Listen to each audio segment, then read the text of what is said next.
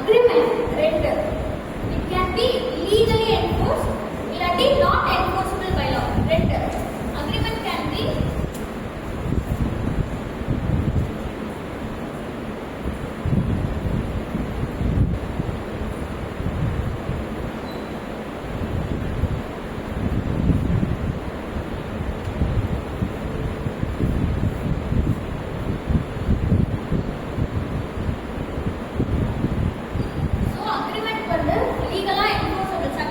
நம்மளால என்ஃபோர்ஸும் பண்ண முடியும், இல்ல பண்ணாமே இருக்க முடியும். அப்போ லீகலி என்ஃபோர்ஸ் ஆனிச்சுன்னா அது கான்ட்ராக்டா மாறும்.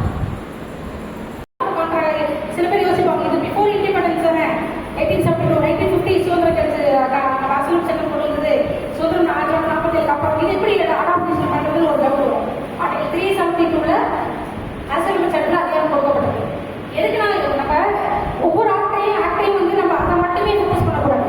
Constitution is the basic law of country. அந்த கான்ஸ்டியூஷனோட நம்ம வந்து கம்பேர் பண்ணி பார்க்கும்போது மட்டும்தான் அதோட இம்பாக்ட் நம்மளுக்கு புரியும்.